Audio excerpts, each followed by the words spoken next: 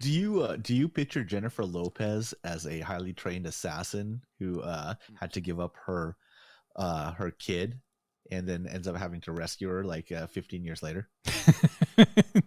I do not. Because there's a movie on Netflix that is the exact same. Of course there is. I gotta tell you, Jennifer Lopez seems like an awful lot of work to me. That's all. When I see Jennifer Lopez, I think, man, she's got to be exhausting. I know, and Jenny from the Block, and all this other stuff, right? And, you were never Jenny from the Block. Let me tell you. Yeah, she's. I think she's. I don't know if she's problematic, but she's. But good for her though. Also, a lot of the other effort. side That's all. Yeah, but on the other side of it, she has had a fantastic career as far as like being in the spotlight for at least since In Living Color, which was like the 90s, right? Yeah, like 94 or something like that. Or I mean, when was Selena? Selena was like 1993 or something, I think. Even that's right. Yeah. So and that was a good. That was a pretty good movie. I enjoyed that movie. A really good job. Yeah, I like that movie. And look, kind of a crossover career, right? She starts in the music business. As a dancer, almost even.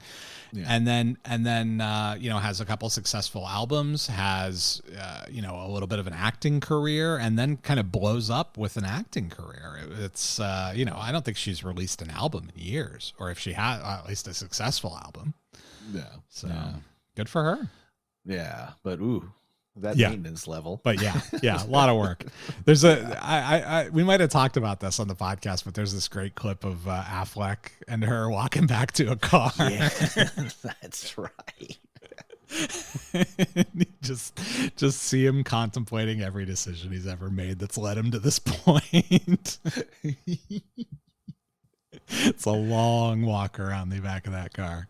But how is Affleck also still around? And I don't know. I mean, he had some like really good successes, and I actually did like the Jordan movie where he. Oh, did you? I did like it.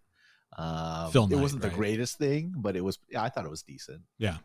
Yeah, I haven't seen it yet. I thought it looked only okay, but it is pretty amazing that he has been successful as he has when he started out as basically just the stoner roommate writing partner of Matt Damon. Yeah. It's amazing how successful he's become. But he got to play Batman, for God's sake. Yeah. And then this is the second time around with him and Jennifer Lopez, coming around. Julie broke him up last time, but yeah. When was that? That would have been early 2002 or something like that. Yeah. But and our number one top 40 song this week is Uptown Funk for its third week. I really am holding out hope that it just stays at number one all the way through. We haven't had one yet, but boy, it feels like Uptown. If we're gonna have one, it's Uptown Funk is gonna be the one. You think it'll make it all the way through the rest of the season? I haven't peeked ahead yet. We've got what do we have? We have 11 more weeks. I think it's possible. I think it's possible. So. But let's get into the episode here. So we start off with Ava. She's starting her day with a healthy coffee mug of vodka, as one does. And if you remember, the last thing we saw in episode 1 was Boyd kind of sitting in her room staring at her while she's sleeping very creepily. And then the next morning, she's up with her coffee mug of vodka, and she hears some activity in her barn. She hears some rustling or something out there, and so she grabs her pistol and heads out there, as one does in Kentucky. And she stumbles across Boyd, and Boyd, with all the subtlety of a yellow Ferrari, is like, "Oh no, I'm just here looking for paint. Dewey was supposed to drop it off." and of course, Ava doesn't believe him. No one believes him when he says that. Which again, I think there's really something to, and credit to Walton Goggins. I think it takes a lot of work to pretend to lie badly. Right? Like if you're an actor, it's sort of like playing drunk. It's very, very difficult to do convincingly. And I think that pretending to badly lie is as difficult as anything that you can do in acting, because you're trained to sort of, I mean, that's what you do for a living, is you lie, right? You pretend to be something you're not. And so pretending to be bad at that when you're a good actor is, I mean, that feels, that's like Inception-esque, right? Multiple layers of dreams or whatever, where it's hard to do. And Walton Goggins does a great job here with that. So, yeah. But so Ava asks him to leave and tells him, "Hey, don't show up unannounced." And then she stops him and says, "Hey, where are you going to go?" Because he was talking about leaving Harlan in the last episode, and she's curious, like, where are you going to go next? What are you going to do? And he answers very earnestly. He says, "Look, wherever you want to go, if I'm with you, that's where I'm going to go. It's wherever you want to go." And it's a good answer. I gotta give him credit for that. It's a very good answer. And but Ava doesn't necessarily buy it, because she caught him doing something he wasn't supposed to when she got there in the first place. And as soon as he leaves, Ava looks at what he might have been up to, and she finds these ledgers and deeds that he got from the safety deposit box, and they're hidden in her barn. And so she grabs those and takes them with her.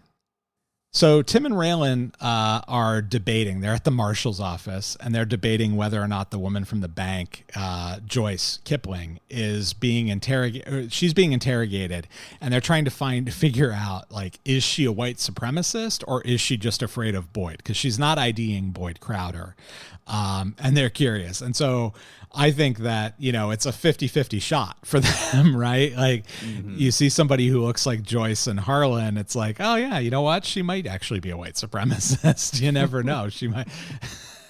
He might pop that Kentucky Illuminati. Yeah, exactly. Right. Yeah. She looks like she could be part, even though she's just a bank manager. She could be part of that Kentucky Illuminati, going to the swingers clubs at the judge's house. Exactly. I can see that, actually. Now that I mentioned it. She would be very popular, I would imagine. I would imagine she would be getting a lot of attention. Yep. So when they finish interrogating her, Rachel comes out and charges Raylan and Tim with going to Harlan and interviewing the owners of the safe deposit boxes. And so I had like giant red sirens going off in my head as I'm thinking about this. Like, okay, if you're securing something in a safe deposit box, the last thing you want is for the federal government to come asking you questions about what you had in your safe deposit box, right?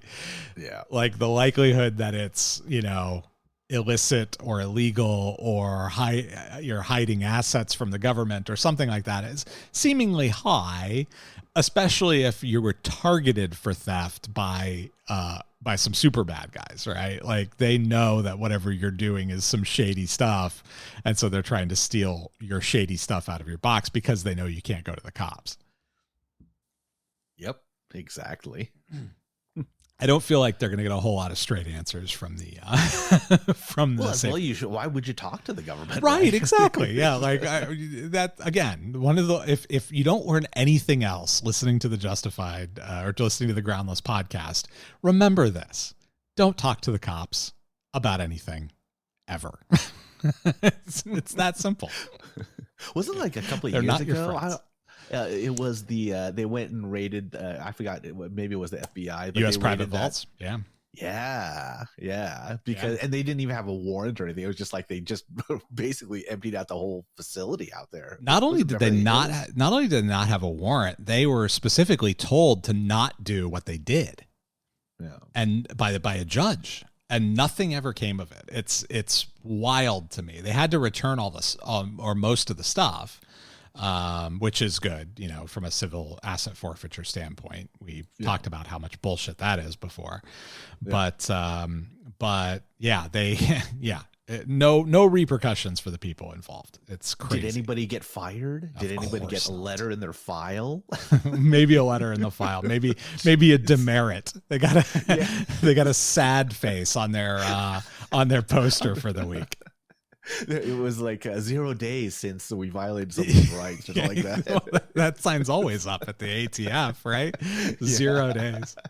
They don't even have a one behind it. They don't need one.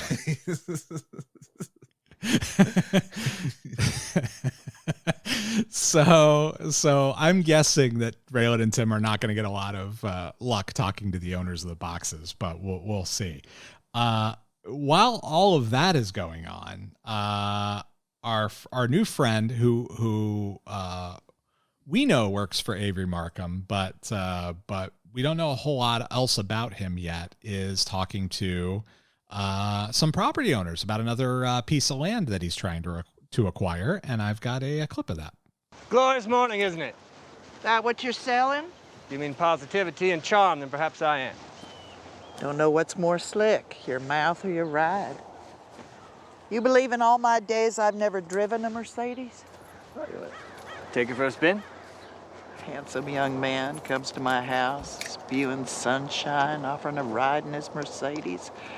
Feels like maybe I'm chatting with the devil himself. What's this about? I've come to offer you an opportunity to depart this burdensome homestead. Live the rest of your days free as newborn babes. Oh, I was right. You are the devil. No, ma'am. Just a man with a plan. You know, another fellow already came by. Calhoun something? Schreier. He works for me. Ah, then you know I already told him this property ain't for sale. That is affirmative. You are entrenched, he told me. I said I will increase my offer 20%. Turning us down then would be an act of insanity. My husband's grandparents discovered this plot, built the house themselves. We have farmed this land best we could. I taught English at Everett's High School for 26 years to keep us afloat during the lean harvests.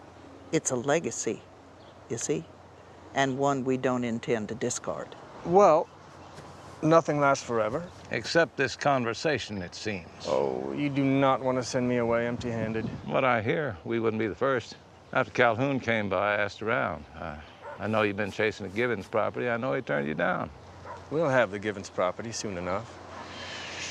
And yours, too. How that comes to pass depends entirely on you. Now, I'm going to tell you something, and I want you to listen.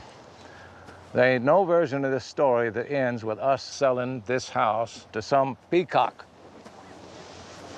What did you call me? You heard me. Peacock? I come here in peace, try to change your lives, and you call me a peacock. A goddamn peacock. So a couple of things that I noticed about that scene. The first is that the woman in that scene very obviously watched an awful lot of Mags Bennett as she was prepping, because her delivery and her accent are exactly the same. And kudos to her. Great job. Yeah. I mean, I think that the whole scene, you know, like, because he does come in pretty heavy, right, as far as like laying it on thick and everything else. And I don't know, I would think that after like his encounter with the Givens family or with Raylan and trying to buy that place, like he would maybe change his approach. I don't know. Yeah, I mean, he definitely, there's a little bit of a, I mean, it's not that subtle of a threat either, where he says, you know, one way or the other, we're going to get this land. And it's like, okay, well, wait a minute. What's the other way? wait just a damn minute here.